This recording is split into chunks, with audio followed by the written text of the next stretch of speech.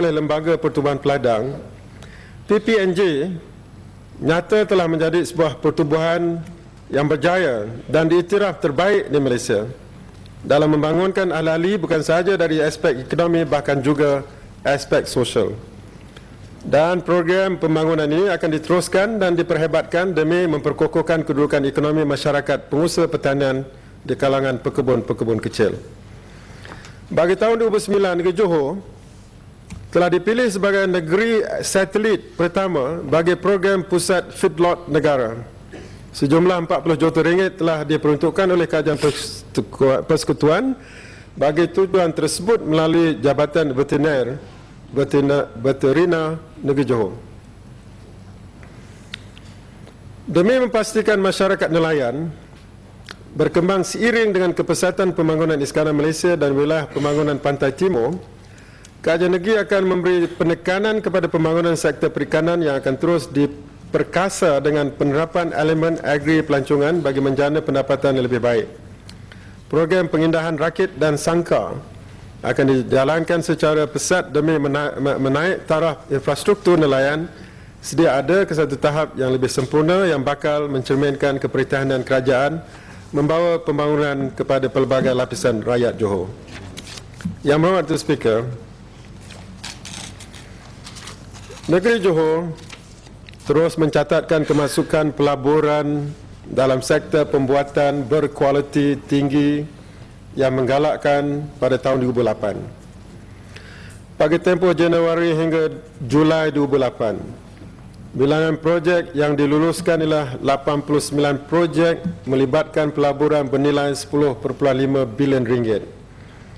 Berbanding dengan jumlah pelaburan 9.2 bilion pada tahun 2007. Daripada jumlah ini, 84% merupakan modal pelaburan asing.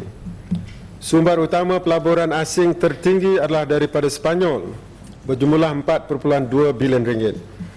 Diikuti oleh Jepun dengan jumlah 2.3 bilion ringgit. Kedua-dua negara tersebut menyumbangkan 94% daripada keseluruhan penyertaan pelaburan asing di negeri Johor pada tahun ini. Daripada 89 projek yang diluluskan, sebanyak 54 projek bernilai 9.5 bilion ringgit adalah projek baru dan 35 projek bernilai 986 juta ringgit adalah projek pembesaran ataupun pelbagaian. Dan ini membuktikan bahawa syarikat sedia ada mempunyai keyakinan untuk terus melabur dan berkembang di negeri Johor ini.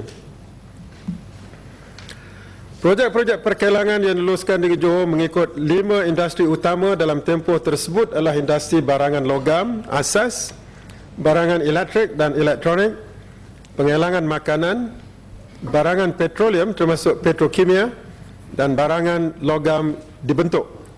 Kelima-lima industri tersebut menyumbangkan 86% daripada keseluruhan jumlah pelaburan. Untuk tahun 2009, tumpuan akan diberikan kepada kelompok industri baru. Di antaranya termasuklah industri bioteknologi, industri minyak dan gas, dan industri berteknologi tinggi. Selain itu, industri solar yang merupakan industri baru juga akan diberi penekanan kerana terdapat permintaan yang memberansangkan daripada beberapa pelabur asing di negeri Johor ini. Kepesatan kemajuan sektor pembuatan akan turut dipertingkatkan melalui pengujudan taman yang baru. Taman Teknologi Tinggi Senai seluas 1,000 ekar. Taman teknologi tinggi ini akan memberikan penekanan kepada aspek penyelidikan dan pembangunan, teknologi pembuatan dan industri berteknologi tinggi. Ia dijangka akan mengutamakan pelabur-pelabur berkualiti dan dijangka akan dapat menarik pelaburan pelbagai industri dalam bidang aeronautika, bioteknologi, industri telekomunikasi dan industri solar dan sebagainya.